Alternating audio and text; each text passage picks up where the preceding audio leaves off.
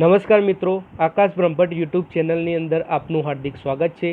Indian economy અને પ્લાનિંગની અંદર આજે આપણે ચર્ચા કરીશું એલપીજી રિફોર્મ્સ 1991 વિશે.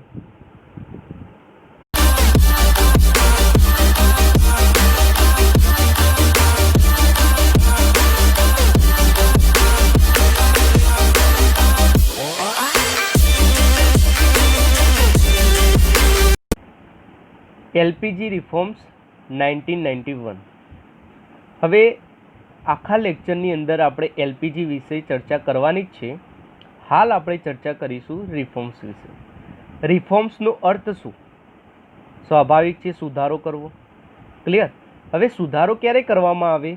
કોઈ પણ વસ્તુના ચેન્જીસ કેમ કરવામાં આવે? કે જ્યારે પણ અત્યારે હાલ જે પણ અવેલેબલ છે, નીતિ ગણો કે કોઈ પણ વસ્તુ ગણો, એ યોગ્ય રીતે કામ કરી શકતી નથી, એટલે આપણે એને સુધારો કરવો પડે. ક્લિયર? હવે સુધારા કઈ કઈ રીતના હોઈ શકે? જ્યારે આપણે સમાજમાં સુધારા કરવાની વાત કરીએ તો સોશિયલ રિફોર્મ થઈ જશે. પોલિટિકલની વાત કરીએ તો પોલિટિકલ રિફોર્મ. ક્લિયર? અને ઇકોનોમિકલી ચેન્જીસની વાત કરવામાં આવે તો ઇકોનોમિક રિફોર્મ્સ. હવે ઇતિહાસની દ્રષ્ટિએ આપણે વિચારીએ કે સોશિયલી રિફોર્મ્સ જે થયા એ કયા કયા થયા છે. પહેલાં જાતપાત, છૂત અછૂત, બાળકીને દૂધ પીતી કરવાનો રિવાજ, સતી પ્રથા, આ બધી જે પ્રોબ્લેમો હતી એને આપણે ધીમે ધીમે દૂર કરી. કેવી રીતે દૂર કરી? સ્વાભાવિક છે, જરૂરી કાયદા બનાવ્યા. ક્લિયર? તો આને આપણે કહીશું સોશિયલ રિફોર્મ. પોલિટિકલ રિફોર્મની વાત કરીએ તો તમને ખ્યાલ જ છે કે પ્રથમ ઇલેક્શન કે સૌથી પહેલાં ઇલેક્શન બેલેટ પેપરથી થતું હતું. ક્લિયર? હવે બેલેટ પેપરના સ્થાને આવ્યું ઈવીએમ. કેમ આવ્યું? કારણ કે લોકો એવું કહેતા હતા કે જે પણ પર્ટિક્યુલર ઇલેક્શનમાં પર્સન ઊભા રહે છે એ બેલેટ પેપરને મેન્યુપ્યુલેટ કરી શકે છે. તો હવે એનું સ્થાન લીધું ઈવીએમે. ઈવીએમની વિશ્વાસપાત્રતા ઉપર પણ ઘણા બધા પ્રશ્નો ઉદ્ભવ્યા, તો વીવીપેટનો ઉપયોગ થવા લાગ્યો. સમજાય છે? તો આ બધા સમયાંતરે જે ફેરફાર થયા એ આપણે પોલિટિકલ રિફોર્મની વાત કરીએ. આખું ઇલેક્શન મેન્યુપ્યુલેટ કરવામાં આવે તો એના માટે શું છે? Moral code of conduct. તો આ દરેકે દરેક વસ્તુ શું છે? Political reform. ક્લિયર? એ જ રીતે જ્યારે ઇકોનોમિકલી કંઈ પ્રોબ્લેમ થાય છે, ઇકોનોમિક ક્રાઇસિસ થયા 1919ની અંદર, બરાબર, અને જે ઇકોનોમિક સિચ્યુએશન ઉદ્ભવી એના બેઝ ઉપર ભારત એલપીજી રિફોર્મ્સ અપનાવવા માટે મજબૂર થઈ ગયું. યાદ રાખજો મિત્રો, મજબૂર થઈ ગયું છે. આપણે ખુશીથી આ રિફોર્મ્સ અપનાવ્યા નથી. હવે સમજો, એવી કઈ કન્ડિશન આવી ગઈ કે જેના લીધે આપણે મજબૂર થવું પડ્યું. એ કન્ડિશન રિલેટેડ પહેલાં આપણે વાત કરી દઈએ. એમાં પ્રથમ વાત છે fiscal deficit. 8.4% of GDP. Fiscal deficit શું છે? આવક કરતાં ખર્ચો વધારે. ક્લિયર? ફોર એક્ઝામ્પલ, 100 રૂપિયા આવક છે પરંતુ ખર્ચો થાય છે 108.4 રૂપિયા. ક્લિયર? હવે સમજો, આવક જે રીતે છે એની કમ્પેરમાં ખર્ચો વધારે છે, તો રિમેનિંગ જે એમાઉન્ટ આવી 8.4, બરાબર, આ આપણે ચૂકવવી તો પડશે. ક્યાંથી ચૂકવીશું? સ્વાભાવિક છે, ગવર્મેન્ટ લોન લેશે. હવે જે પણ પર્સન લોન આપે છે એ સેવા તો કરતો નથી, તો એમને પ્રિન્સિપલ એમાઉન્ટ જ પાછી લેશે. પ્રિન્સિપલ એમાઉન્ટ જોડે શું લેશે? ઇન્ટરેસ્ટ લેશે. ક્લિયર? સમજો હું શું કહેવા માગું છું મિત્રો. ફિસ્કલ ડેફિસિટની અંદર ખર્ચો આવકથી વધારે છે. જે રિમેનિંગ પોર્શન છે આવક અને ખર્ચાનો, એ પોર્શનને આપણે સેટલમેન્ટ કરવા માટે લોન લઈએ છીએ. અને જે પણ માણસ જોડેથી, જે પણ સંસ્થા જોડેથી આપણે લોન લઈએ છીએ, એ પર્સન પ્રિન્સિપલ એમાઉન્ટ જોડે ઇન્ટરેસ્ટ ચાર્જ કરશે. સમજાય છે હું શું કહેવા માગું છું? ઓકે. હવે આ સિચ્યુએશન લાંબા ટાઈમ સુધી ચાલી શકે નહીં, તો એ માટે શું કરવું પડશે?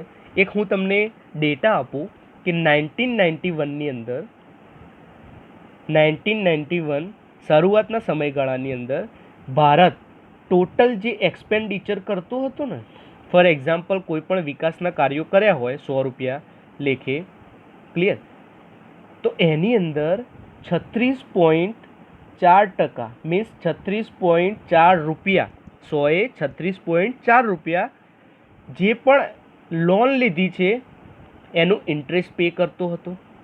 તો તમે સમજી શકો છો કેટલું બધું ઇન્ટરેસ્ટ પેમેન્ટ ભારતે આ રીતે કર્યું છે આ કન્ડિશનોમાં. ક્લિયર? હવે સમજો કે 100 રૂપિયાનું આપણે કામ કરવું હોય, એની અંદરથી 36.4 રૂપિયા જતા રહે તો વધ્યું શું?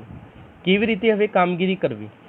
ક્લિયર? કારણ કે જરૂર છે વિકાસના કાર્યો કરવા માટે તો 100 રૂપિયા, પણ આટલા એમાઉન્ટ તો ઇન્ટરેસ્ટ પેમેન્ટમાં જ જતું રહેવાનું છે. ક્લિયર? તો આ સિચ્યુએશન બહુ જ કોમ્પ્લિકેટેડ છે. ફિસ્કલ ડેફિસિટની વાત તમે સમજી ગયા. હવે આગળ ચર્ચા કરીએ. શું છે? BOP unfavourable, balance of payment unfavourable. હવે બેલેન્સ ઓફ પેમેન્ટ શું છે સમજો. જ્યારે પણ ઇમ્પોર્ટ એક્સપોર્ટ કરતાં વધી જાય, એક્સપોર્ટ કરતાં ઇમ્પોર્ટ વધી જાય ત્યારે બેલેન્સ ઓફ પેમેન્ટની સિચ્યુએશન અનફેવરેબલ છે એવું કહી શકાય.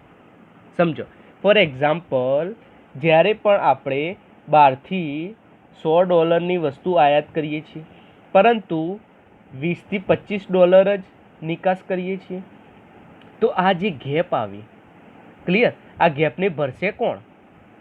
સમજાય છે? કારણ કે કોઈ પણ ફોરેન એક્સચેન્જના રિલેટેડ વ્યવહાર થાય તો ડોલરમાં થવાનું. ક્લિયર? તો એ ખૂબ જ જરૂરી છે કે ઇમ્પોર્ટ અને એક્સપોર્ટની સમતુલા જળવાઈ રહે. એક ડેટાની વાત કરીએ તો 1990 થી 1991 સુધીના સમયગાળામાં 17,367 કરોડ, ક્લિયર, આ એમાઉન્ટ રૂપિયામાં છે મિત્રો, એક્સપોર્ટ ઓછું હતું ઇમ્પોર્ટ કરતાં. મીન્સ જ્યારે પણ એક્સપોર્ટ અને ઇમ્પોર્ટની જે ગેપ છે, સમજાય છે હું શું કહ્યું? ગેપ મીન્સ જે ઇમ્પોર્ટ માઇનસ એક્સપોર્ટ, જ્યારે પણ આપણે કરીએ તો એ ગેપ આવશે 17,367 કરોડ. મીન્સ ઇમ્પોર્ટ એક્સપોર્ટ કરતાં 17,367 કરોડ વધારે હતું. ક્લિયર? બીજી પ્રોબ્લેમ આ થઈ. ત્રીજી પ્રોબ્લેમ શું થઈ? તો આ સિચ્યુએશન સ્વાભાવિક છે, ઇકોનોમિક ક્રાઇસિસ થાય એટલે જે પણ માણસોએ ઇન્વેસ્ટમેન્ટ કર્યું હોય એ ધીમે ધીમે ઇન્વેસ્ટમેન્ટ શું કરે? વેચી દે. કારણ કે જે મળ્યા એ, કારણ કે ભવિષ્યની અંદર વધારે મળવાનું હતું ઠીક, પણ જે પણ આપણે ઇન્વેસ્ટ કર્યું છે એટલા પણ રિફંડ નહીં આવે. તો શું કર્યું એનઆરઆઈ લોકોએ? ભારતમાંથી પૈસા નીકાળવાની શરૂઆત કરી દીધી. ક્લિયર? આ 3 પોઈન્ટ સમજ્યા. હવે આ ઓછું પડતું હતું અને ચોથા પોઈન્ટમાં શું થયું? ગલ્ફ ક્રાઇસિસ આવી ગયા. ક્લિયર? ગલ્ફ ક્રાઇસિસ ક્યારે આવ્યા? 1990-91. ક્લિયર? હવે સમજો, જ્યારે પણ ગલ્ફ કન્ટ્રી યુદ્ધ મીન્સ વોરની અંદર એંગેજ થઈ ગઈ ત્યારે સ્વાભાવિક છે એ મહાભારતનું યુદ્ધ તો હતું નહીં. તે મંત્રોથી બાણ લાવી દેવાના, બ્રહ્માસ્ત્ર લાવી દેવાની વાત કરવામાં આવે છે. એવું તો કંઈ હતું નહીં. ઘોડા કે હાથી જોડે તો યુદ્ધ લડવાનું હતું નહીં. મીન્સ યુદ્ધની અંદર ઘોડા, હાથી, રથનો ઉપયોગ તો થતો હતો નહીં. સ્વાભાવિક છે ત્યાં ટેન્કનો ઉપયોગ વધુ થતો હતો. તો ટેન્ક માટે શું જોઈએ? Crude oil, petrol. સમજાય છે? સ્ટેપ બાય સ્ટેપ સમજજો ક્યાંથી ક્યાં જાય છે આ વસ્તુ. ટેન્ક માટે શું જોઈએ? Crude oil, petrol. હવે ગલ્ફની દરેક કન્ટ્રી વોરની અંદર એંગેજ હતી. આખા વિશ્વની gulf countries crude oil provide કરે છે.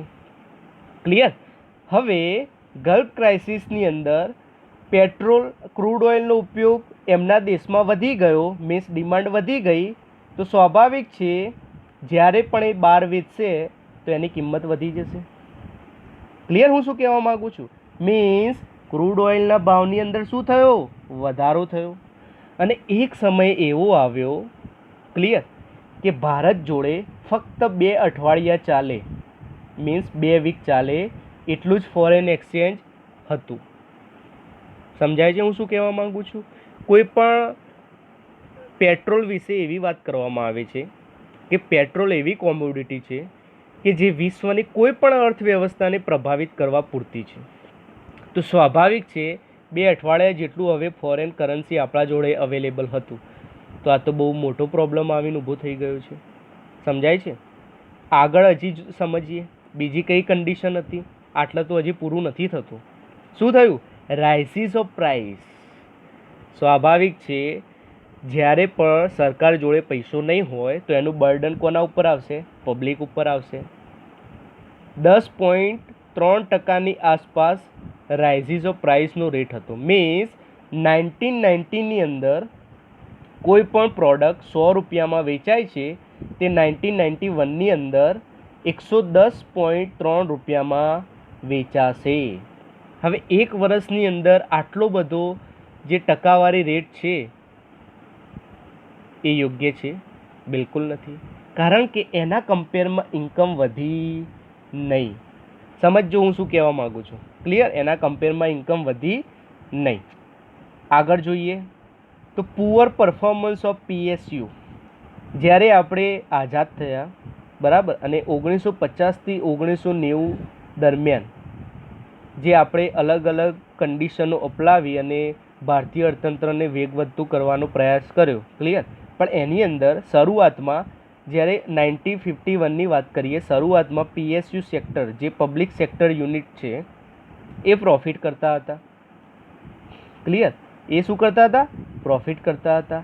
હવે ધીમે ધીમે એ પ્રોફિટ ઘટવા લાગ્યો અને 1990ના સમયગાળા દરમિયાન જે પણ ઇન્વેસ્ટમેન્ટ કર્યું હતું એ રિકવર કરવાની તો વાત દૂર, પરંતુ એ લોસ કરવા લાગી. ક્લિયર? હવે લોસ કરવા લાગી તો PSU સેક્ટરને ચલાવવું કે કેમ એ મોટો પ્રશ્ન ઉદ્ભવવા લાગ્યો. સમજી ગયા? હવે આટલી બધી પ્રોબ્લેમોથી કંટાળીને ભારત ગયું IMF જોડે, વર્લ્ડ બેંક જોડે. ક્લિયર? સમજાય છે હું શું કહેવા માગું છું? IMF જોડે અને વર્લ્ડ બેંક જોડે આ જે પ્રોબ્લેમો હતી એને ભારતે રજૂઆત કરી. IMFએ સાંભળી. બરાબર છે. ક્લિયર? IMFએ કહ્યું ચલો અમે તમને $500 મિલિયન એલોકેટ કરીએ છીએ. ક્લિયર? કેટલા? $500 મિલિયન. શાના બેઝ ઉપર? તો બેલ આઉટ પર્પઝ. સમજો કયા purpose? Bell out purpose. Bell out means what? Emergency. Emergency કેમ હતી? ફોરેન એક્સચેન્જ 2 અઠવાડિયા પૂરતું જ હતું તો ઇમરજન્સી હતી. તો IMFએ $500 મિલિયન આપ્યા બેલ આઉટ પર્પઝ ઉપર. ક્લિયર? ક્યારે આપ્યા? ડિસેમ્બર 1991. સમજી ગયા? ઓકે. પરંતુ IMFએ એમ કીધું તમે પૈસા લઈ જાઓ, પરંતુ તમે જે રીતે વાપરો છો, જે રીતે તમે ઇકોનોમિકલી કામ કરો છો એ યોગ્ય નથી. તો શું યોગ્ય છે? એમને કહ્યું તમે જે ટેરિફ છે, તમારા જે ઇમ્પોર્ટ ટેરિફ છે, સમજો એને ઘટાડી દો. ક્લિયર? બીજી વસ્તુ, માર્કેટની અંદર જે વધારાના રેગ્યુલેશનો છે એને પણ ઘટાડી દો. સમજો મિત્રો શું કીધું? માર્કેટની અંદર વધારાના રેગ્યુલેશન છે એને પણ ઘટાડી દો, ટેક્સને ઘટાડી દો, અને ફોરેન ઇન્વેસ્ટમેન્ટ માટે જે બદીઓ છે, જે રિસ્ટ્રિક્શનો છે એને પણ ઘટાડી દો. મીન્સ 4 પોઈન્ટની વાત કરવામાં આવી. કયા 4 પોઈન્ટની વાત કરવામાં આવી? Import tariff, deregulation of market, taxes અને ફોરેન ઇન્વેસ્ટમેન્ટ. ક્લિયર? ઓકે. ભારતે કીધું બરાબર છે. હવે ભારત અમુક મેજર્સ લીધા. જે વાત કરી હતી IMFના રિલેટેડ, ભારતે શું મેજર્સ લીધા કે એના બેઝ ઉપર આપણે હવે કામ કરવાની શરૂઆત કરીશું. સૌથી પહેલાં એને મેજર લીધો કે જે સંરક્ષણવાદની નીતિ હતી આપણે અર્થતંત્રની અંદર એને થોડી લિબરલ કરી, મીન્સ હળવી કરી દીધી. હવે હળવી કેવી રીતે કરી એ આપણે આગળ જોઈશું. સમજો. બીજી વસ્તુ શું કરી? પ્રાઇવેટ સેક્ટરને ઇન્કરેજ કરવાની વાત કરવામાં આવી. પ્રાઇવેટ સેક્ટરને ઇન્કરેજ કરવાની વાત કરવામાં આવી મીન્સ જે પણ સેક્ટરની અંદર પબ્લિક સેક્ટર સિવાય પબ્લિક સેક્ટર સિવાય કોઈ પણ વસ્તુ કરી શકતી ન હતી. ક્લિયર? અમુક સેક્ટરો ફિક્સ હતા કે આ કામ પબ્લિક સેક્ટર જ કરશે, પ્રાઇવેટ સેક્ટર કરશે નહીં. તો એના માટે શું કર્યું હવે? કે હવે પ્રાઇવેટ સેક્ટર પણ કરશે. એ માટે એને ઇન્કરેજ કરવાની વાત કરવામાં આવી. FDIને પ્રમોટ. હવે સ્વાભાવિક છે, તમે તમારી ઇકોનોમી લિબરલ કરશો તો FDI પ્રમોટ થવાની જ છે. ક્લિયર? આગળ જોઈએ. હવે ઇન્ટ્રોડ્યુસિંગ ઇમ્પ્રુવડ ટેકનોલોજી મીન્સ નવી ટેકનોલોજી લાવીને ઓછા સમયની અંદર સારો એવો ક્વોલિટીવાળો કોઈ પણ પ્રોડક્ટ બનાવી એના રિલેટેડ વાત કરવામાં આવી. તો ઇમ્પ્રુવમેન્ટ ટેકનોલોજી, લિબરલ આપણે અર્થતંત્ર કર્યું તો સ્વાભાવિક છે બહારથી આપણે ટેકનોલોજી પણ આયાત કરી શકીશું. આગળ જોઈએ, એગ્રીકલ્ચરની અંદર મોડર્નાઇઝેશનની વાત કરવામાં આવી. હવે સ્વાભાવિક છે સૌથી વધારે પબ્લિક એગ્રીકલ્ચર સેક્ટરની અંદર હતી. તો જે પણ ઉત્પાદન થતું હતું બરાબર એ ઉત્પાદન ઓછું હતું, તો એને વધારવા માટે એગ્રીકલ્ચરનું મોડર્નાઇઝેશન કરવામાં આવ્યું. ક્લિયર? આગળ જોઈએ હવે, ઇન્ટ્રોડ્યુસિંગ extensive changes in trade policy, monetary policy and fiscal policy. મિત્રો અત્યારે હાલ જસ્ટ એટલું યાદ રાખો કે ટ્રેડ પોલિસી, મોનેટરી પોલિસી અને ફિસ્કલ પોલિસીની અંદર ચેન્જીસ કરવામાં આવ્યા, એની ગણતરીની અંદર ચેન્જીસ કરવામાં આવ્યા. ક્લિયર? આ જે પોઈન્ટો છે મોનેટરી પોલિસી અને ફિસ્કલ પોલિસી, એક કલાકના પોઈન્ટો છે મિત્રો. એની ચર્ચા આપણે આગળના લેક્ચર જ્યારે સિલેબસ પ્રમાણે આપણે આગળ વધીશું એની અંદર આપણે ચર્ચા કરીશું. ક્લિયર?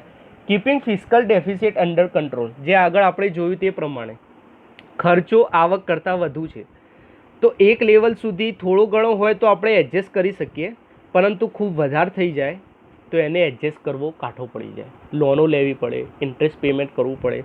તો એના માટે વાત કરી કે ફિસ્કલ ડેફિસિટ જે પણ છે એને કંટ્રોલમાં રાખીશું કે જેના લીધે આપણે કોઈ પણ પ્રોબ્લેમ ફેસ થાય તો એને કવર કરી શકીએ. ક્લિયર? હવે આ બધા પોઈન્ટને આધીન જે પણ આ દરેક પોઈન્ટની મેં ચર્ચા કરી મિત્રો, આ દરેક પોઈન્ટને આધીન અલગ અલગ પોલિસીઓ બનાવવામાં આવી, અલગ અલગ નીતિઓ બનાવવામાં આવી. ક્લિયર? આ જે છે ને એ ફ્લો છે મિત્રો, કન્ટિન્યુઅસ પ્રોસેસ છે. બરાબર? એવું છે નહીં કે 1990માં બધા ભેગા થયા અને નક્કી કરી દીધું કે આ રીતે કામ કરી દેવાનું. ના. ક્લિયર? અલગ અલગ નીતિઓ અલગ અલગ પોઈન્ટો ઉપર બનાવવામાં આવી, જે રીતે આપણે વિચાર કરવામાં આવ્યો, જે રીતે આપણે પર્ટિક્યુલર ટાઈમે ખબર પડે કે આ કરવું એ રીતે, કારણ કે આપણે શીખવું હતા. ક્લિયર? આપણને ખ્યાલ નહોતો કે કોઈ પણ પોલિસી બનાવીશું તો એની ઇફેક્ટ શું પડશે, કેવી રીતે કામ કરશે, આપણને ખ્યાલ નથી. તો સમયાંતરે આપણને જે યોગ્ય લાગ્યું, જે સમજમાં આવ્યું એ રીતે અલગ અલગ નીતિઓ બનાવવામાં આવી. ક્લિયર? અલગ અલગ ટાઈમે. હવે સમજો, અત્યાર સુધી તમને એવું લાગતું હશે કે એલપીજી રિફોર્મ્સ 1991 એક ટાઈમે બનાવી દેવામાં આવી, પણ ના.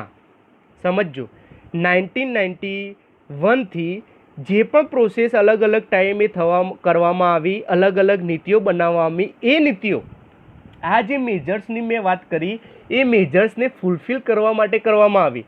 હવે આ દરેક નીતિઓને આપણે ભેગી કરી દીધી અને એનું નામ આપ્યું ન્યૂ ઇન્ડસ્ટ્રીયલ પોલિસી 1991. સમજાઈ ગયું હું શું કહેવા માગું છું? શું નામ આપ્યું? New industrial policy 1991. મીન્સ પોલિસીનું નામ એલપીજી રિફોર્મ્સ નથી મિત્રો, પરંતુ આપણે એલપીજી રિફોર્મ્સ તરીકે એને ઓળખીએ છીએ. પોલિસીનું નામ શું? તો new industrial policy 1991. Clear? Okay. હવે આ પોલિસી 3 કોમ્પોનેન્ટમાં આપણે સમજવાની છે. 3 કોમ્પોનેન્ટ કયા છે? તો એ જ વાત કરું છું, એલપીજી. આ 3 કોમ્પોનેન્ટની અંદર આપણે આ પોલિસીની ચર્ચા કરવાની છે. ક્લિયર? હવે એલ શું છે? લિબરલાઇઝેશન મીન્સ ઉદારીકરણ, પી મીન્સ પ્રાઇવેટાઇઝેશન ખાનગીકરણ, એન્ડ જી મીન્સ ગ્લોબલાઇઝેશન વૈશ્વિકીકરણ. હવે સમજો, એલ મીન્સ લિબરલાઇઝેશનની વાત કરી, આપણે આગળ ડિટેલમાં ચર્ચા કરવા જઈ રહ્યા છીએ, પણ જસ્ટ હું એક શબ્દ સમજ તમને આપી દઉં. લિબરલાઇઝેશન મીન્સ ખુલ્લા વિચારો, ખુલ્લાપણું. ક્લિયર? પી મીન્સ ખાનગીકરણ, પ્રાઇવેટાઇઝેશન. સમજાય છે? ખાનગીકરણ તો તમને ખ્યાલ જ હશે. અને જી મીન્સ વૈશ્વિકીકરણ, ગ્લોબલાઇઝેશન. એ શું છે? તો ભારતની અર્થનીતિને દુનિયાની અર્થનીતિ સાથે સાંકળવાની વાત કરવામાં આવી છે. આગળ આપણે ચર્ચા કરવા જઈ જ રહ્યા છીએ, અત્યારે જસ્ટ આ શબ્દ સમજ મેળવી લો. હવે આપણે સ્ટેપ બાય સ્ટેપ ચર્ચા કરીએ. ચલો, પ્રથમ છે લિબરલાઇઝેશન. હવે લિબરલાઇઝેશનમાં મેં શું વાત કરી? ખુલ્લાપણું, ખુલ્લા વિચારો. ક્લિયર? હવે કેવી રીતે ખુલ્લાપણું, કેવી રીતે ખુલ્લા વિચારો? તો ભારતે જે 1950થી 1990 દરમિયાન જે સંરક્ષણવાદીની નીતિ અપનાવી હતી, કેમ અપનાવી હતી તમને ખબર જ છે, આગળ આપણે ચર્ચા કરી જ છે. 4 આઈ થિંક 3 લેક્ચરો છે, તમે જોઈ શકો છો. હવે સમજીએ એ ટાઈમમાં શું હતું. તો ઘણા બધા રિસ્ટ્રિક્શનો હતા, અનનેસેસરી રિસ્ટ્રિક્શન, જે કોઈ કામના હતા નહીં, પરંતુ આપણે એક સંરક્ષણવાદની નીતિ અપનાવી હતી. એના બેઝ ઉપર જે પણ રિસ્ટ્રિક્શનો હતા એને ઘટાડો કર્યો.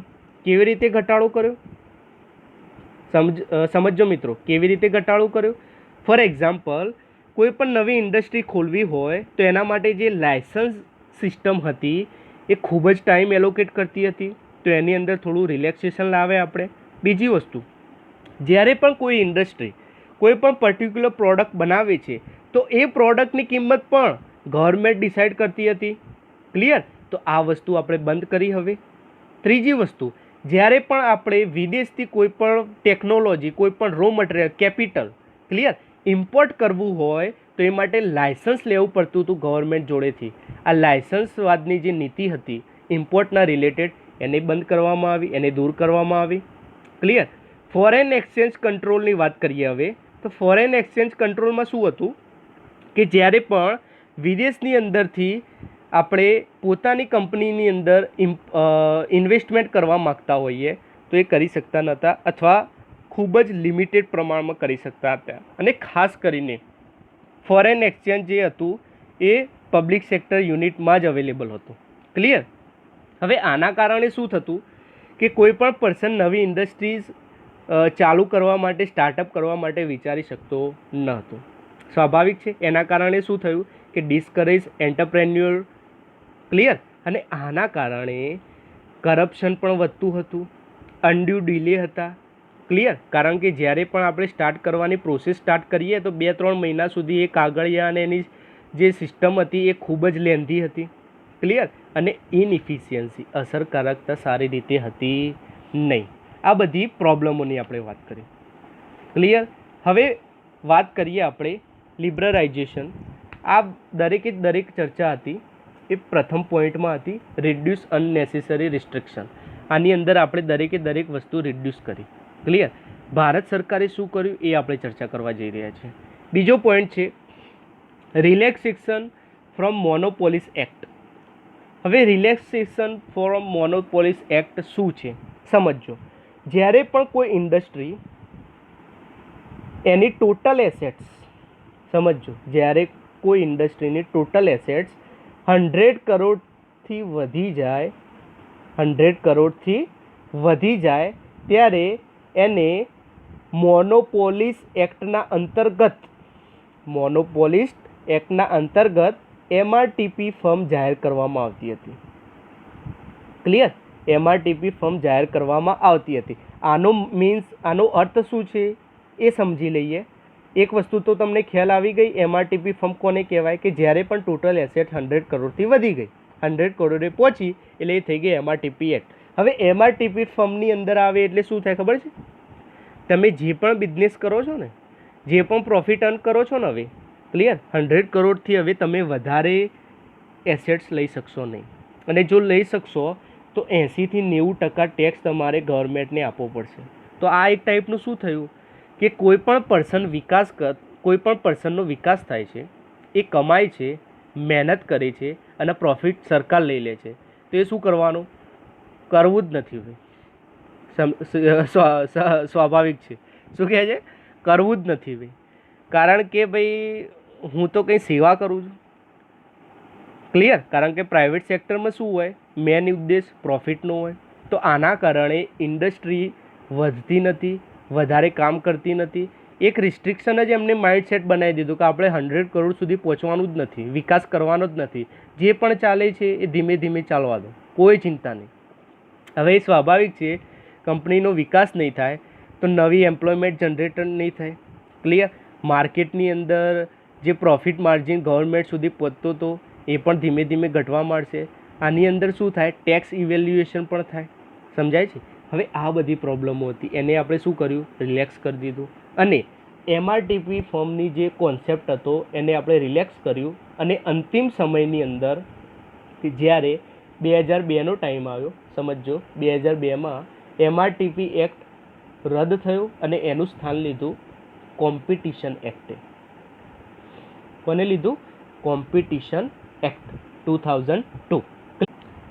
Increase in the investment limit of small industries. હવે ઇન્વેસ્ટમેન્ટ લિમિટ કેવી રીતે વધારી? આપણે ફેક્ચ્યુઅલ ડેટા યાદ રાખીએ મિત્રો, કારણ કે જ્યારે પણ આપણે જીપીએસસી મેન્સની અંદર એલપીજી રિફોર્મ્સ વિશે જો પ્રશ્ન આવ્યો અને જો આપણે આ દરેક પોઈન્ટ સારી રીતે સમજતા હોઈએ અને આપણે લખ્યા પણ ખરા, પરંતુ જ્યારે આપણે ફેક્ચ્યુઅલ ડેટા લખીએ છીએ, ક્લિયર, ફેક્ચ્યુઅલ ડેટા લખીએ છીએ ત્યારે total mark for example 12 marks છે, એની અંદરથી 10 માર્ક્સ ફરજિયાત પેપર ચેકર આપશે, કારણ કે એને ખ્યાલ આવી જશે કે આ દરેકે દરેક પોઈન્ટ ખૂબ જ સારી રીતે આ પર્સન જાણે છે અને ફેક્ચ્યુઅલ ડેટાનું પણ આ પર્સનને નોલેજ છે. ક્લિયર? એ માટે ફેક્ચ્યુઅલ ડેટા યાદ રાખવા જરૂરી છે. હવે સમજો, સ્મોલ ઇન્ડસ્ટ્રીઝ જે હતી એના માટે 5 કરોડની ઇન્વેસ્ટમેન્ટ લિમિટ નક્કી કરી અને માઇક્રો ઇન્ડસ્ટ્રીઝ જે હતી એના માટે 50 લાખની ઇન્વેસ્ટમેન્ટ ડેટા નક્કી કરી. કેટલી મિત્રો? 50 લાખ. ઓકે, આ યાદ રાખજો. આગળ જોઈએ, freedom to import capital goods, raw material અને એની ટેકનોલોજી. મીન્સ આપણે જે ઇમ્પોર્ટ લાઇસન્સની પ્રથા હતી એને રદ કરી દીધી, ફ્રી કરી દીધી, ફ્રીડમ આપી દીધી હવે કે તમે કેપિટલ ગુડ્સ, રો મટીરિયલ કે કોઈપણ જાતની ટેકનોલોજી બહારથી ઇમ્પોર્ટ કરી શકો. હવે આના માટે જે કાયદો હતો ફેરા, ફોરેન એક્સચેન્જ રેગ્યુલેટિંગ એક્ટ. હવે સ્વાભાવિક છે, ફોરેન એક્સચેન્જ જ્યારે ભારતમાં આવે છે તો એને રેગ્યુલેટ કરતો આ કાયદો હતો.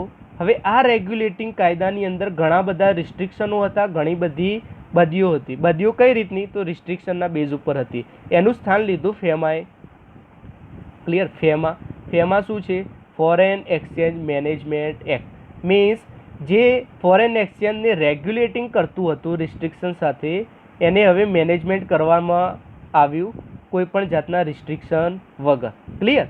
ઓકે, આગળ જોઈએ, ટેક્સેશન પોલિસીની અંદર રિલેક્સેશન લાવ્યા. હવે સમજો, ટેક્સેશન પોલિસી જે આગળ IMFએ કહ્યું હતું કે તમે જેટલા પણ ટેક્સ લો છો એ વધારે પડતા છે, એને ઘટાડી દો.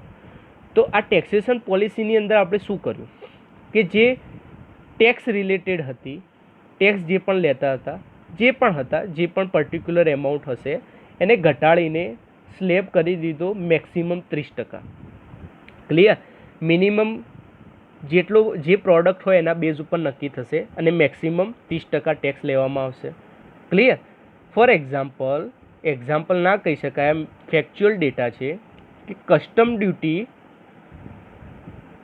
ક્લિયર, એ ટાઈમે 250% હતી.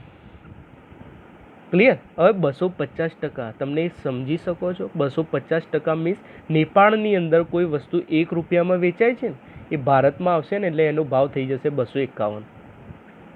ક્લિયર? તો 250% જે કસ્ટમ ડ્યુટી હતી એને ઘટાડીને ભારત સરકારે કરી દીધી 10%. ક્લિયર? એક્સાઇઝ ડ્યુટી પણ ઘટાડો કરવામાં આવ્યો અને વેટનો જન્મ થયો. VAT means value added tax. અત્યારે હાલ તો GST આવી ગયું છે મિત્રો. ક્લિયર? તમને ખ્યાલ જ હશે, પરંતુ વેટ ક્યારે આવ્યો હતો? 1991માં. Value added tax. હવે આગળ જોઈએ, બીજું શું કર્યું આપણે? તો કેપિટલ માર્કેટની અંદર પણ લિબરલાઇઝેશન કર્યું. હવે કેપિટલ માર્કેટ શું છે મિત્રો? લોંગ ટર્મ બેઝ ઉપર કામ કરે છે. કેપિટલ માર્કેટમાં શું આવે? તો shares, debenture, clear, mutual fund capital માર્કેટમાં આમ તો ના કહી શકાય. શેર્સ, ડિબેન્ચર, બોન્ડ્સ, બરાબર, આ બધું આવશે કેપિટલ માર્કેટની અંદર. ક્લિયર? આમાં જે રિસ્ટ્રિક્શનો હતા એને આપણે ઘટાડી દીધા અને ફોરેનના લોકો પણ ભારતના કેપિટલ માર્કેટની અંદર ઇન્વેસ્ટ કરી શકે એ માટેની નીતિ અપનાવવામાં આવી. ક્લિયર છે મિત્રો? ઓકે, હવે આગળ જોઈએ આપણે આનાથી ફાયદો શું થયો. આ બધી નીતિઓ અપનાવી, આ સ્ટ્રક્ચર જે અપનાવ્યું એનાથી આ જે ઉદારીકરણની નીતિ હતી એનાથી ભારતને ફાયદો શું થયો સમજજો. ફોરેન ઇન્વેસ્ટમેન્ટ વધ્યું ભારતની અંદર. ક્લિયર? બીજી વસ્તુ, ફોરેન એક્સચેન્જ રિઝર્વ વધ્યું. કેવી રીતે વધ્યું? કારણ કે નવી ટેકનોલોજી આપણે એડોપ્ટ કરી. નવી ટેકનોલોજીથી જે પણ પ્રોડક્ટ બની એની ક્વોલિટી સારી હતી. હવે ક્વોલિટી સારી હોય તો સ્વાભાવિક છે વિદેશની અંદર આપણી પ્રોડક્ટ પણ વેચાવાની. હવે વિદેશની અંદર પ્રોડક્ટ વેચાવાની તો ડોલરમાં વેચાવાની, તો ડોલર ભારતની અંદર આવવા લાગ્યો. એ રીતે ફોરેન એક્સચેન્જ રિઝર્વ વધ્યું. હવે સ્વાભાવિક છે, પર્ટિક્યુલર નવી ટેકનોલોજી, નવા ઇન્ડસ્ટ્રીયલાઇઝેશન થાય તો ઇન્ડસ્ટ્રીયલ પ્રોડક્શન પણ વધવાનું. ક્લિયર? કોમ્પિટિશન પણ વધવાની. કેવી રીતે કોમ્પિટિશન વધવાની? તો ફોરેન પ્લેયરો ભારતની અંદર આવવા લાગ્યા, જેના કારણે ફોરેન્સ વર્સિસ ઇન્ડિયન. ક્લિયર? ભારતની પ્રોડક્ટ જે પણ હતી એ પ્રોડક્ટની કમ્પેરિઝન થવા લાગી ફોરેન પ્રોડક્ટની અંદર, તો કોમ્પિટિશન વધી. એના કારણે શું થાય? ડિમાન્ડ જે કમ્પેરમાં હોય એની કમ્પેરમાં માર્કેટની અંદર ઘણી બધી પ્રોડક્ટો અવેલેબલ હોય. હવે ઘણી બધી પ્રોડક્ટો અવેલેબલ હોય, ક્લિયર, તો દરેક કંપની એવું વિચારવાની કે પોતાની પ્રોડક્ટ ખૂબ જ સારી ક્વોલિટીની બનાવું. આ સારી ક્વોલિટીની બનાવવાના ચક્કરમાં કન્ઝ્યુમરને જ ફાયદો થવાનો, કારણ કે કન્ઝ્યુમરને સારી પ્રોડક્ટ મળે છે, સારી ક્વોલિટીવાળી પ્રોડક્ટ બને છે, અને કોમ્પિટિશન ઘણી બધી પ્રોડક્ટ અવેલેબલ હોય એટલે એ પ્રોફિટ માર્જિન પણ માપનું રાખવું, મીન્સ લિમિટેડ રાખી. પ્રોફિટ માર્જિન લિમિટેડ રાખી મીન્સ એના ઉપર જે MRP આવે છે, પ્રાઇસ આવે છે, એ પ્રાઇસ મિનિમમ હશે. ક્લિયર? એના કારણે ફાયદો કોને થાય? કન્ઝ્યુમરને જ થાય. જે આપણે આગળ વાત કરી તેમ કંટ્રોલ ઓવર પ્રાઇસ. ક્લિયર? પ્રાઇસની ઉપર કંટ્રોલ આવી જાય. હવે આગળ જોઈએ. આ આપણે વાત જોઈ બેનિફિટની. હવે અમુક પોઈન્ટો એવા છે જે નેગેટિવ છે, ડિસએડવાન્ટેજીસ પણ કહી શકીએ. તો એના રિલેટેડ આપણે જોઈએ કે કયા કયા પોઈન્ટો એવા છે. તો ઇન્ક્રીઝ ઇન અનએમ્પ્લોયમેન્ટ મીન્સ બેરોજગારીનો દર વધવા લાગ્યો. ક્લિયર? બેરોજગારીનો દર કેવી રીતે વધે? સ્વાભાવિક છે, નવી ટેકનોલોજી આવી, ભારતના લોકોએ ટેકનોલોજીથી જાણતા ન હતા, જેના કારણે એમને ટેમ્પરરી અનએમ્પ્લોયમેન્ટ આવ્યું. મિત્રો એક વસ્તુ યાદ રાખજો, લિબરલાઇઝેશનમાં જે અનએમ્પ્લોયમેન્ટ આવે છે એ છે ટેમ્પરરી. જ્યારે નવી ટેકનોલોજીને સમજી જશે, ટ્રેનિંગ મળશે, એટલે ફરીથી એમ્પ્લોયમેન્ટ થઈ જશે, અને જે નવી ટેકનોલોજીને એડોપ્ટ કરી શકતા નથી એ થઈ જશે અનએમ્પ્લોયમેન્ટ. આગળ જોઈએ હવે, increase dependence on foreign nation. આ ખૂબ જ ઇમ્પોર્ટન્ટ પોઈન્ટ છે, અને અત્યારે હાલ પણ આ વસ્તુ ચાલુ છે. શું થયું કે ફોરેન નેશન્સ ઉપર આપણે ડિપેન્ડેન્ટ થઈ ગયા. કેમ થઈ ગયા? કારણ કે આપણને ખબર જ છે કે વેક્સિન બનાવવાની જ છે. જો કે વેક્સિનનું રિલેટેડ તો કામ ચાલે છે ભારતમાં. ક્લિયર? ફોર એક્ઝામ્પલ મોબાઈલની વાત કરીએ. ભારતની અંદર મોબાઈલની કોઈ એવી સારી કંપની નથી જે ચાઇનાની સાથે કમ્પેર કરી શકાય. ક્લિયર? સૌથી વધારે જે ઇલેક્ટ્રોનિક્સ ઇક્વિપમેન્ટ્સ આવે છે એ ચાઇનાથી આવે છે, સસ્તા આવે છે. તો આપણે શું કર્યું? ભારતની અંદર એનું પ્રોડક્શન જ બંધ કરી દીધું. 100% આપણે ફોરેન નેશન્સ, ચાઇના ઉપર આપણે ડિપેન્ડેન્ટ થઈ ગયા. તો આ એ જ કહેવા માગે છે કે તમારી જે વિચારવાની શક્તિ હતી, તમારે જે પ્રોડક્ટ બનાવવાની કે કોઈ પણ વસ્તુ માટે ઇનોવેટિવ કામ કરવાની જે શક્તિ હતી એ ઘટી ગઈ, અને 100% એ આપણે હવે ફોરેનથી મંગાવવા લાગ્યા. તો ઉદારીકરણની અંદર આ બે માઇનસ. પ્રાઇવેટાઇઝેશન સમજીએ. Privatisation means what? ખાનગીકરણ, કે જે પબ્લિક સેક્ટર યુનિટ સારી રીતે કામ કરી શકતા ન હતા એનો અંશતઃ ભાગ પ્રાઇવેટ સેક્ટરને વેચવામાં આવ્યો, અથવા 100% ભાગ પ્રાઇવેટ સેક્ટરને વેચવામાં આવ્યો અને હેન્ડલિંગ આપી દીધું પ્રાઇવેટ સેક્ટરને. એ માટે કયા મેજર્સ લીધા? ફોર એક્ઝામ્પલ 1991ની અંદર 17 પબ્લિક સેક્ટર યુનિટ એવા હતા કે જેની અંદર પ્રાઇવેટ સેક્ટર એન્ટ્રી કરી શકતી ન હતી. ક્લિયર? 1991 પહેલાંની વાત છે આ. જ્યારે 1991 પછીની વાત કરીએ, સમજો મિત્રો, 1991 પછીની વાત કરીએ તો એની અંદર 8 યુનિટ વધ્યા, કે 8 યુનિટની અંદર જ પ્રાઇવેટ સેક્ટર નહીં આવી શકે. 2004-05ની વાત કરીએ તો આ થઈ ગયા 3 યુનિટ, અને લાસ્ટમાં 2010-11ની વાત કરીએ તો ફક્ત 2 યુનિટ જ એવા છે કે જેમાં પ્રાઇવેટ સેક્ટર નથી. એમાં પણ આ જે 2 યુનિટ છે એ છે એક એટોમિક એનર્જી. ક્લિયર? અને બીજું છે રેલવે. રેલવેમાં પણ તમે જોઈ શકો છો કે પ્રાઇવેટ સેક્ટર ઇન્વોલ્વ થઈ ગયું છે. ઘણા બધા એવા રાજ્યો છે કે જેની અંદર રેલવે પણ પ્રાઇવેટ સેક્ટર પ્રોવાઈડ કરે છે. તો ઇન શોર્ટ, હવે અત્યારની વાત કરીએ તો કોઈ પણ એવું એટોમિક એનર્જી સિવાય કોઈ પણ એવું સેક્ટર નથી કે જ્યાં પ્રાઇવેટ સેક્ટર ન હોય. ક્લિયર? ચલો આગળ જોઈએ. હવે public sector shares on cell. આપણે શું કર્યું? જે પણ પબ્લિક સેક્ટરના શેર્સ હતા એને વેચી માર્યા. કોને વેચ્યા? પ્રાઇવેટ સેક્ટરને. એક ડેટાની વાત કરીએ તો 2016ના એન્ડ સુધીમાં 2.09 લેક્સ શેર્સ આપણે વેચી દીધા 2016ના એન્ડ સુધીમાં. અને ઘણા બધી પબ્લિક સેક્ટર યુનિટ એવી હતી જેના 100% શેર્સ વેચી દેવામાં આવ્યા. ક્લિયર? ઓકે. ત્રીજો મેજર શું લીધો? તો જે સિક પબ્લિક સેક્ટર યુનિટ હતી એ રિવાઈવ કરી શકે એના માટે એક બોર્ડનું ગઠન કરવામાં આવ્યું. આ બોર્ડ શું કરશે કે જે પણ પબ્લિક સેક્ટર યુનિટ પ્રોફિટ કરતી ન હતી એને રિવાઈવ કરશે. ક્લિયર? ઘણા ટાઈમ પછી પણ એ પ્રોફિટ ના કરે તો અંતમાં શું કરી દેવાનું? એને સેલ કરી દેવાનું, પ્રાઇવેટ સેક્ટર બનાવી દેવાની. ક્લિયર? હવે આના કારણે જે ફાયદો થયો એના રિલેટેડ વાત કરીએ તો ઇન્ક્રીઝ ઇન ઇફિશિયન્સી. ક્લિયર? હવે ઇન્ક્રીઝ ઇન ઇફિશિયન્સી અસરકારકતા કેવી રીતે વધી?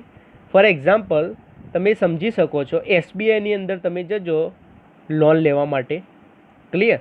એમાં જે પણ ટોટલ ટાઈમ થાય છે, ટોટલ ડેઝ, કેટલા પણ દિવસની અંદર તમારી એ લોન એપ્રૂવ થાય છે એ જુઓ. અને એચડીએફસી બેંકની અંદર જાઓ, કેટલા દિવસમાં તમારી લોન એપ્રૂવ થાય છે એ જુઓ. બીજું કોઈ ડિટેલમાં સમજવાની કંઈ જરૂર નથી. તમે એક સિમ્પલ કોન્સેપ્ટ છે આ. ક્લિયર? અસરકારકતા વધી. Professional management. હવે સ્વાભાવિક છે પ્રાઇવેટાઇઝેશનમાં જે પણ યુનિટ હશે એનો મેન એમ શું હશે? પ્રોફિટ અર્જિત કરવાનો. હવે પ્રોફિટ અર્જિત કરવા માટે જે પણ કંપની કામ કરી રહી હશે એ એક્સપર્ટ માણસો શોધશે, પ્રોફેશનલ માણસો શોધશે. એ શું કરશે? MBA, chartered accountant, engineers, clear, CMA, CS આવા એક્સપર્ટ માણસો લેશે. તો સ્વાભાવિક છે પ્રોફેશનલ મેનેજમેન્ટ માટે એ કામ કરશે. ક્લિયર? ફોરેન મેનેજરિયલ સ્કિલ્સ હશે આ બધા પર્સન જોડે. આના કારણે શું થાય? Increase in competition. કેવી રીતે કોમ્પિટિશન વધી મિત્રો? કે જે પ્રાઇવેટાઇઝેશનના કારણે સારું એવું પ્રોફિટ માર્જિન અર્ન થવાનું. એના કારણે શું થવાનું? નંબર્સ ઓફ ઇન્ડસ્ટ્રીયલાઇઝેશન થવાનું. હવે ઘણી બધી ઇન્ડસ્ટ્રીયલાઇઝેશન થાય તો જે પણ પ્રોડક્ટ હોય એ દરેક પર્સન બનાવવાના. આના કારણે શું થાય કે માર્કેટમાં જે ડિમાન્ડ છે એના કમ્પેરમાં પ્રોડક્ટ વધારે છે, સબસ્ટિટ્યૂટ પ્રોડક્ટ વધારે છે, તો કોમ્પિટિશન જનરેટ થવાની. આગળ જોઈએ ઇન્ટરનેશનલ ટ્રેડ. ઇમ્પોર્ટ એક્સપોર્ટના રિલેટેડ જે રિસ્ટ્રિક્શનો હતા એ આપણે ઘટાડી દીધા. એના કારણે ગ્લોબલી માર્કેટ બની ગયું, ઇન્ટરનેશનલ ટ્રેડ થઈ ગયું. Reduction in economic burden of government. પહેલાં શું હતું? પબ્લિક સેક્ટર યુનિટનું પ્રમાણ વધારે હતું તો એનું મેનેજમેન્ટ કોને કરવું પડતું? ગવર્મેન્ટને કરવું પડતું, એની દેખરેખ રાખવી પડતી. હવે પ્રાઇવેટ સેક્ટરનું જોર વધી ગયું. ક્લિયર? તો ગવર્મેન્ટને બીજા બધા જે ઇમ્પોર્ટન્ટ કામ હોય એના ઉપર હવે ફોકસ કરશે તો એનું જે ભાર હતો એ શું થયો? ઘટી ગયો. આગળ જોઈએ increase in financial resource of government. હવે સ્વાભાવિક છે પ્રાઇવેટ સેક્ટર કામ કરશે, ક્લિયર, તો એના બેઝ ઉપર ટેક્સ ગવર્મેન્ટને પે કરશે તો ટેક્સની ઇન્કમ વધી તો ફાઇનાન્શિયલ રિસોર્સિસ ગવર્મેન્ટના વધ્યા. ક્લિયર? Increase in responsibility. હવે રિસ્પોન્સિબિલિટી કેવી રીતે? કે જે પણ એક્સપર્ટ મેનેજરી સ્કિલ્સ ધરાવતા પર્સન હશે પ્રાઇવેટ સેક્ટરની અંદર, ક્યારે કંપની એમને એલોકેટ કરશે? ક્યારે રાખશે? સ્વાભાવિક છે એમના કામ બેઝ ઉપર રાખશે તો એમની રિસ્પોન્સિબિલિટી અલગ અલગ સેક્ટર પૂરતી સીમિત કરી દેવામાં આવશે. બરાબર? એ જે રીતે કામ કરે છે એમને રિપોર્ટિંગ સિસ્ટમ અપનાવવામાં આવશે કે નાના એક સ્ટેપ સુપરવાઇઝરને રિપોર્ટિંગ કરું, સુપરવાઇઝર HRને રિપોર્ટિંગ કરશે. આ રીતે એક પેટર્ન બની જશે. ક્લિયર? અને આ પેટર્ન પ્રાઇવેટ સેક્ટરની અંદર જ ખાસ જોવા મળે છે, ગવર્મેન્ટ સેક્ટરમાં જોવા મળતી નથી. Clear? Okay. Increase in industrial growth rate. હવે સ્વાભાવિક છે ઘણી બધી ઇન્ડસ્ટ્રીઝ બનવાની તો ગ્રોથ રેટ પણ વધવાનું અને FDIની અંદર ઇન્ક્રીઝ પણ થવાનું. ક્લિયર? ઓકે. હવે આની નેગેટિવ ઇમ્પેક્ટ શું છે? ડિસએડવાન્ટેજીસ શું છે એના વિશે આપણે ચર્ચા કરી દઈએ. આપણે મિત્રો આગળ વાત કરી તેમ ઇન્ડસ્ટ્રીયલ સિકનેસ પબ્લિક સેક્ટર યુનિટની અંદર આવે છે, પરંતુ 2016ના ડેટા પ્રમાણે 4,80,280 સિક સ્મોલ અને માઇક્રો સ્કેલ ઇન્ડસ્ટ્રીઝ યુનિટ હતા જેની અંદર NPA જોવા મળ્યું. હવે NPA શું છે?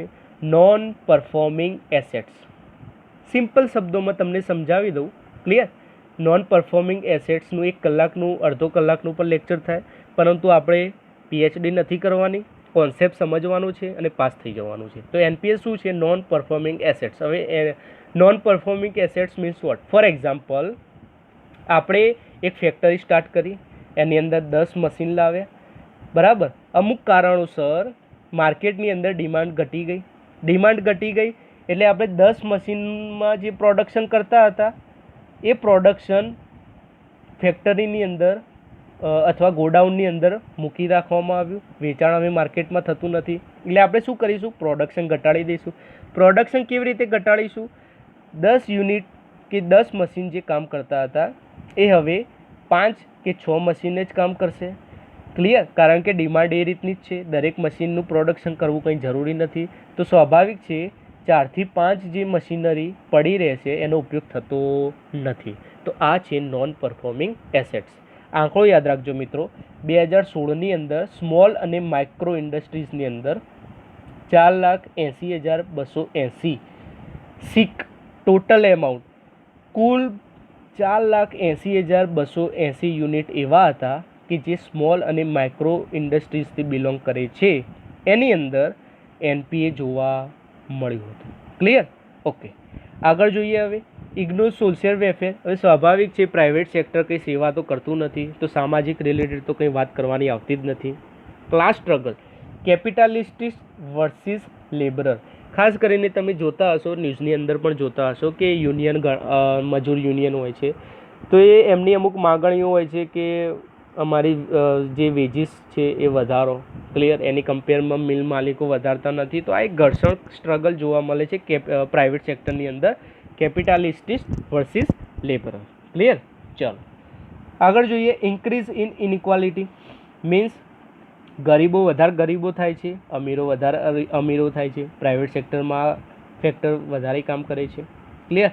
પોલિટિકલ પ્રેશર પણ જોવા મળે છે. Increase in unemployment. હવે સમજો, increase in unemployment means private સેક્ટરની અંદર બહારથી કોઈક મશીનરી આવી ગઈ, મશીનરીનો ઉપયોગ થવા લાગ્યો. હવે જે પણ પ્રોડક્શન 15 માણસથી થતું હતું, મશીનરી આવી એટલે હવે 7 માણસથી જ થાય છે. તો વધારાના જે 8 પર્સન આવ્યા એનું શું થયું? અનએમ્પ્લોયમેન્ટ થઈ ગઈ. બરાબર? એમને દૂર કરવામાં આવ્યા. પ્રાઇવેટ સેક્ટરમાં આ રીતે થતું હોય છે મિત્રો. તો સ્વાભાવિક છે બેરોજગારી વધી. Ignore weaker section. હવે વીકર સેક્શનને ઇગ્નોર કરે છે. સ્વાભાવિક છે અહીંયા કોઈ રિઝર્વેશન છે નહીં. બરાબર? જેનામાં મેનેજરિયલ સ્કિલ હશે, એક્સપર્ટ માણસો હશે, એમને જે જોબ ઉપર રાખવામાં આવશે. તો વીકર સેક્શનને ઇગ્નોર કરે છે. Increase in regional inequality. હવે સમજો, આ પોઈન્ટ ખૂબ જ અગત્યનો છે. Regional inequality means for example, કોઈ પણ પર્સન હશે, નવી ઇન્ડસ્ટ્રી ખોલવા માગતો હશે, તો એ શું વિચારશે કે હું એવી જગ્યાએ ઇન્ડસ્ટ્રીઝ ખોલું કે જ્યાં મને દરેક ટાઈપની સુખ સુવિધા મળી રહે, ઇલેક્ટ્રિસિટી મળી રહે, બરાબર છે, જે પણ રોડ ટ્રાન્સપોર્ટેશન મળી રહે અને માર્કેટ વેલ્યુ પણ જળવાઈ રહે. બીજી વસ્તુ, એમ્પ્લોઈઝ વર્કર્સ પણ મળી રહે. તો સ્વાભાવિક છે એ એવી સિટીમાં જ પોતાની ઇન્ડસ્ટ્રી સ્થાપિત કરશે કે જે પહેલેથી જ રિજનલ સારું એવું સ્થાન ધરાવતું હશે. ક્લિયર? ફોર એક્ઝામ્પલ, ગુજરાતની વાત કરીએ તો અમદાવાદ, વડોદરા, સુરત, ક્લિયર, રાજકોટ, આ બધા જે સિટીઓ છે એની અંદર તમને દરેક ટાઈપની સુવિધા સારી રીતે મળી શકે. અને જે પણ વિચારો છો, ફોર એક્ઝામ્પલ વર્કર્સ, એમ્પ્લોઈઝના રિલેટેડ, ક્લિયર, ટ્રાન્સપોર્ટેશન સુવિધા, તો આ દરેકે દરેક વસ્તુ આ બધી મોટી સિટીઓમાં મળી રહે. તો જેના કારણે શું થશે કે જે પહેલાંથી જ ડેવલપમેન્ટ સિટી છે એ વધારે ડેવલપમેન્ટ થતી જશે અને જે ડેવલપમેન્ટ નથી એ અંડર ડેવલપમેન્ટમાં જ રહી જશે. તો આ કારણે શું થયું કે રિજનલ ઇનઇક્વાલિટી જળવાઈ. સમજાય છે હું શું કહેવા માગું છું? ક્લિયર? ચાલો આગળ. હવે લાસ્ટ પોઈન્ટ છે ગ્લોબલાઇઝેશન. Globalisation means what? વૈશ્વિકીકરણ. ક્લિયર? હવે સમજો, આગળ મેં શું વાત કરી હતી કે ભારતના અર્થતંત્રને વિદેશની કોઈ પણ દેશના અર્થતંત્ર સાથે લિંક કરવાનું. હવે કેવી રીતે લિંક કરીશું? Free trade agreement, free mobility of capital and labour etcetera. તમે જોતા હશો કે જ્યારે પણ આપણા જે પીએમ છે નરેન્દ્ર મોદી, એ કોઈ પણ દેશના જોડે જશે તો એમને કયા કયા કરારો કરવામાં આવ્યો, કરંટ અફેરમાં પણ તમે વાંચતા હશો, એની અંદર લખ્યું હશે કે ફ્રી ટ્રેડ એગ્રીમેન્ટ થયો. બરાબર છે. ફ્રી ટ્રેડ મીન્સ વેપાર માટે એક મુક્ત વેપાર સંરચના બનાવવામાં આવી. Free mobility of capital and labour means ભારતનું કેપિટલ વિદેશમાં જઈ શકે, વિદેશનું કેપિટલ ભારતમાં આવી શકે, એ જ રીતે લેબરના રિલેટેડ. ક્લિયર. ફોરેન કંપનીઓને ભારતની અંદર ઇન્વાઇટ કરવાની વાત કરવામાં આવી છે. સ્વાભાવિક છે, વૈશ્વિકીકરણની વાત છે તો થવાનું જ છે. હવે એના માટે ભારતે શું કર્યું, કયા કયા મેજર્સ લીધા, એના રિલેટેડ આપણે સમજીએ. તો પ્રથમ પોઈન્ટ છે ફોરેન ઇન્વેસ્ટમેન્ટ. ફોરેન ઇન્વેસ્ટમેન્ટની લિમિટ જે હતી એ વધારવામાં આવી. અત્યારે હાલની વાત કરીએ તો ઘણા બધા સેક્ટરની અંદર 100% ફોરેન ઇન્વેસ્ટમેન્ટ કરી દેવામાં આવ્યું છે. Clear. Partial convertibility of rupees. હવે પાર્શિયલ કન્વર્ટિબિલિટી ઓફ રૂપીસ જે છે એ પર્ટિક્યુલર એ ટાઈમે શું હતું એવું હું તમને વાત કરી દઉં. અત્યારે હાલ તો પાર્શિયલ નથી, આઈ થિંક 100% કન્વર્ટિબિલિટી ઓફ રૂપીસ થઈ ગયું છે. હવે સમજો એ ટાઈમે પાર્શિયલ કન્વર્ટિબિલિટી ઓફ રૂપીસ શું છે. ફોર એક્ઝામ્પલ $100 આપણે કોઈ પણ પ્રોડક્ટ બહાર વેચી અને એની ઇન્કમ થઈ $100, તો આ $100 જે છે એને આપણે રૂપીસની અંદર કન્વર્ટ કરવા હોય તો શું કરીશું. તમને એવું થશે કે ફોર એક્ઝામ્પલ $70 છે, બરાબર, તો 70 ગુણ્યા 100 કરીને $7,000 તમને મળી જશે. ક્લિયર. ના મિત્રો, આ રીતે નહીં મળે. તો કેવી રીતે મળશે સમજો. $100 એના 60% મીન્સ $60. $60 કામ કરશે માર્કેટ ડિમાન્ડ એન્ડ સપ્લાયના રેટ ઉપર, જે અત્યારે હાલ રોજ આવે છે ને, રોજ એમાઉન્ટ આવે છે 70, 74, 75, 76, જે પણ વેરિએશન આવે છે. ફોર એક્ઝામ્પલ આપણે માની લઈએ અત્યારે હાલ $70 ભાવ છે. ક્લિયર. તો 60 ગુણ્યા 70 4200, આ એમાઉન્ટ તમને મળશે. FEM મીન્સ ફોરેન એક્સચેન્જ માર્કેટની અંદરથી. ક્લિયર. 60% શાના બેઝ ઉપર મળ્યા, માર્કેટ ડિમાન્ડ એન્ડ સપ્લાયના રેટ ઉપર. હવે સમજો જે રિમેનિંગ 40% વધ્યા મીન્સ $40 જે રિમેનિંગ વધ્યા, આ આપણે $40 જે રિમેનિંગ વધ્યા એ $40 આપણે લઈને જઈશું RBI જોડે.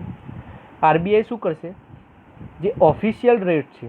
હવે ઓફિશિયલ રેટ મીન્સ વોટ, કે RBI ફિક્સ કર્યું છે એ રોજ વધઘટ થાય નહીં, માર્કેટ ડિમાન્ડ એન્ડ સપ્લાયની અંદર વધઘટ થાય નહીં. આ રેટ ઓલવેઝ ડિમાન્ડ એન્ડ સપ્લાયના રેટથી ઓછો હશે. ક્લિયર. જેમ આપણે ડિમાન્ડ એન્ડ સપ્લાયની વાત કરી કે $1 બરાબર $70, એ રીતે $60 બરાબર 4200 રૂપીસ આપણને મળ્યા. એ પ્રમાણે ફોર એક્ઝામ્પલ $1 બરાબર અહીંયા ₹2 હોય તો જસ્ટ ₹80 જ મળશે. તો આ રીતે કામ કરે છે પાર્શિયલ કન્વર્ટેબિલિટી ઓફ રૂપીસ. ક્લિયર.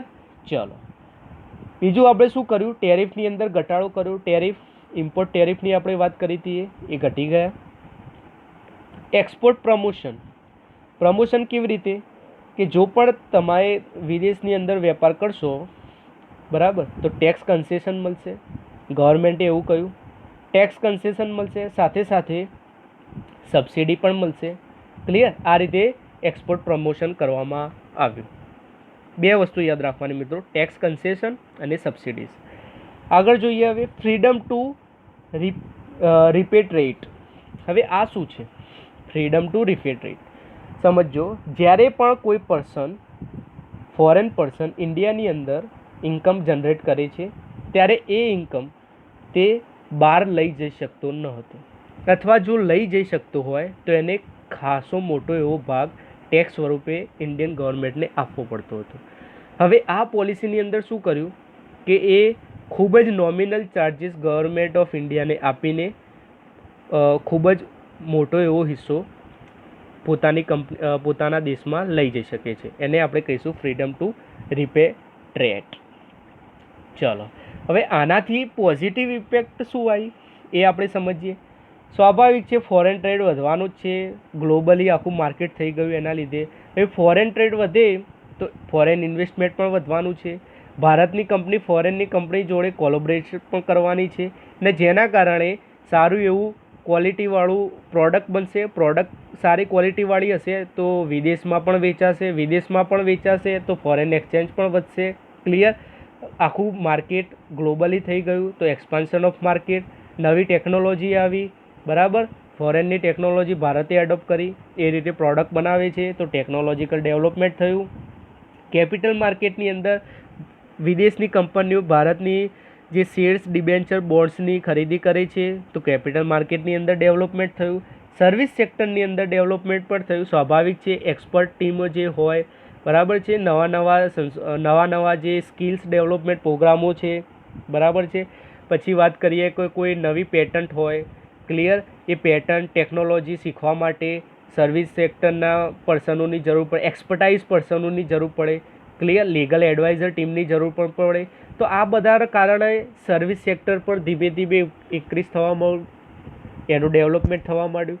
એમ્પ્લોયમેન્ટની અંદર પણ ઇન્ક્રીઝ થવા સ્વાભાવિક છે. નંબર ઓફ કંપનીઝ ભારતની અંદર આવવાની, તો એમના કંપનીમાં કામ કરવા માટે નંબર ઓફ એમ્પ્લોઈઝની જરૂર પડે, એમ્પ્લોયમેન્ટ જનરેટ થવા લાગી. હવે આ બધાના લીધે સ્ટાન્ડર્ડ ઓફ લિવિંગ વધ્યું, ક્લિયર, જીવન ધોરણ વધ્યું. Negative effect. હવે નેગેટિવ ઇફેક્ટમાં પ્રથમ શું છે તો loss to domestic industries. Means જ્યારે પણ ફોરેન કંપની આવશે ભારતના માર્કેટની અંદર, ભારતના માર્કેટમાં જે પણ પ્રોડક્ટ વેચે છે એ કમ્પેર ટુ ઇન્ડિયન પ્રોડક્ટ મોર ક્વોલિટીવાળી હશે, ક્લિયર, તો કોમ્પિટિશન સર્જાય છે અને ડોમેસ્ટિકલ ઇન્ડસ્ટ્રીઝ સફર કરે છે લોસ. બીજા નંબરે આવે છે અનએમ્પ્લોયમેન્ટ. હવે આ જે અનએમ્પ્લોયમેન્ટ છે તે છે ટેમ્પરરી. કેવી રીતે ટેમ્પરરી? ફોર એક્ઝામ્પલ, પહેલાં ટાઈપરાઇટરનો ઉપયોગ થતો હતો, હવે આવી ગયું કોમ્પ્યુટર. તો જે પણ ટાઈપરાઇટર યુઝ કરવાવાળું પર્સન છે એને કોમ્પ્યુટર શીખવું પડશે. જો આ પર્સન સમયની અનુકૂળતાએ કોમ્પ્યુટર નહીં શીખે, બરાબર, પોતાની જાતને પરિવર્તન નહીં કરે, નવી ટેકનિકલ સ્કિલ નહીં શીખે, તો આ થઈ જશે બેરોજગાર. તો આ ટાઈપની અનએમ્પ્લોયમેન્ટનું નિર્માણ થયું. એક્સપ્લોઇટેશન ઓફ લેબર મીન્સ ઓછી વેજીસની અંદર વધારે ટાઈમ કામ કરાવવામાં આવે છે ગ્લોબલાઇઝેશનમાં. Demonstration effect. હવે સમજો, જ્યારે પણ કોઈ પણ પર્સનનું સ્ટાન્ડર્ડ ઓફ લિવિંગ હાઈ થાય તો બેઝિક નીડ્સ પછી એ શું કરવાનું? પોતાના મોજશોખ ઉપર જશે, મોજશોખ ઉપર ખર્ચો કરશે, એના પછી લક્ઝુરિયસ આઇટમ ખરીદશે. હવે લક્ઝુરિયસ પ્રોડક્ટ ફોરેન કંપની બનાવે છે. હવે ફોરેન કંપની જોડેથી લક્ઝુરિયસ પ્રોડક્ટ ખરીદશે અને એ પૈસા ફોરેન કંપની પોતાના દેશમાં લઈ જશે, તો ઇન્ડિયન ઇકોનોમીને કોઈ ફાયદો થશે નહીં, ક્લિયર. આગળ જોઈએ. હવે ઇન્ક્રીઝ ઇન ઇનઇક્વાલિટી મીન્સ વધારે અમીર વધારે અમીર થશે, ગરીબ વધારે ગરીબ થશે. કેમ કે જ્યારે પણ ફોરેન કંપની કોલોબરેશન કરશે ઇન્ડિયન કંપની જોડે, તો એ કોઈ નાની કંપની જોડે તો કરશે નહીં. જે પહેલાંથી જ વેલસેટ હશે, જે વધારે પ્રોફિટ અર્ન કરતી હશે, એ કંપની જોડે જ કરવાનું. તો એના લીધે ઇનઇક્વાલિટી ક્રિએટ થશે. Bad effect on Indian culture. ઘણી બધી ફોરેન કંપનીઓ એવી છે જે ઇન્ડિયન કલ્ચર વિરુદ્ધનું કામ કરે છે. Less entry in strategic area. શરૂઆતના સમયની અંદર ડિફેન્સ રિલેટેડ વાત કરીએ તો રિસ્ટ્રિક્શન હતું, બરાબર. ફોરેન કંપનીઓ ભારતની કંપનીઓ જોડે કોલોબરેશન કરીને કોઈ પણ પ્રોડક્ટ બનાવી શકતી ન હતી. જો કે અત્યારે હાલ ઘણું લિબરલ થઈ ગયું છે, પરંતુ જો પહેલાં એ ટાઈમે જો કર્યું હોત, જે ટાઈમે કરવાની જરૂર હતી, તો અત્યારે હાલ ડિફેન્સના રિલેટેડ વિચારી શકો છો કેટલું આપણે આગળ હોત, ક્લિયર. આગળ જઈએ તો problem of brain drain, clear. હવે સમજો, કોઈ પણ એક્સપર્ટાઇઝ પર્સન છે, આઈટી રિલેટેડ જ વાત કરીએ, એ પર્સન બહારની કોઈ ફોરેન કંપનીના રિલેટેડ કામ કરે છે ભારતની અંદર. અમુક મહિના પછી એ પર્સનને ફોરેનની અંદર બોલાવી દેવામાં આવે છે અને પોતાના હેડક્વાર્ટરની અંદર કામ કરાવવામાં આવે છે. તો શું થયું? ભારત જોડે જે એક્સપર્ટાઇઝ સ્કિલ હતી, ક્લિયર, કોઈ પણ પર્સનની, એનો લાભ ફોરેનની કંપનીને મળે છે, ભારતને મળતો નથી. આગળ જોઈએ. હવે પ્રોડક્શન ઓફ પ્રોહિબિટેડ ગુડ્સ. જ્યારે પણ વિશ્વ એક બજાર થઈ ગયું, ગ્લોબલી દરેક પ્રોડક્ટની સેલ થવા માંડી, ક્લિયર. તો આના કારણે શું થયું? જ્યારે પણ બહારથી કોઈ પણ પ્રોડક્ટ આવે છે, વિદેશમાંથી કોઈ પણ પ્રોડક્ટ ખરીદીએ છીએ આપણે, તો સાથે સાથે ઇનલીગલ આઇટમ પણ એન્ટ્રી મારે છે. કેવી રીતે? For example drugs, clear, cocaine, heroin, આ બધી જે વસ્તુઓ છે એ પ્રોહિબિટેડ ગુડ્સમાં આવે છે. પરંતુ અમુક કારણોસર ભારતની અંદર ઘૂસણખોરી કરવામાં આવે છે આ પ્રોડક્ટની, અને જેના કારણે બેડ ઇફેક્ટ પડે છે. આગળ જોઈએ. હવે પોલિટિકલ ઇન્ટરફેરન્સ. પોલિટિકલ ઇન્ટરફેરન્સ શું છે? જ્યારે પણ કોઈ ફોરેન કંપની ઇન્ડિયાની અંદર આવે છે, એ ટાઈમે જે પણ સત્તાધારી પક્ષ છે, જો એની નીતિઓ ફોરેન કંપનીને સારી એવી લાગતી હોય, બરાબર, ફોરેન કંપની સારી રીતે કામ કરી શકતી હોય, એના કારણે આ ફોરેન કંપની શું વિચારશે કે આ જ સત્તાધારી પક્ષ ફરીથી આવે તો જ અમને ફાયદો થશે. તો એના કારણે શું કરશે, પર્ટિક્યુલર જે પાર્ટી હશે એની ફંડ પ્રોવાઈડ કરશે. આના લીધે શું કહેવાય કે પોલિટિકલ ઇન્ટરફેરન્સ કરે છે. ટેક્સ ઇવેશન મીન્સ કરચોરી. તો મિત્રો, ગ્લોબલાઇઝેશનમાં આ પણ ટૉપિક છે. તમને દરેકને ખ્યાલ જ છે કે ટેક્સ ઇવેશન ખૂબ જ થઈ રહ્યું છે ભારતની અંદર. ખરેખર જે ઇન્કમ હોય એ બતાવવામાં આવતી નથી. ઓકે મિત્રો, એલપીજી રિફોર્મ્સના રિલેટેડ કોઈ પણ ક્વેરી હોય તમે કોમેન્ટ સેક્શનમાં જણાવી શકો છો. જય હિન્દ, જય ભારત, વંદે માતરમ.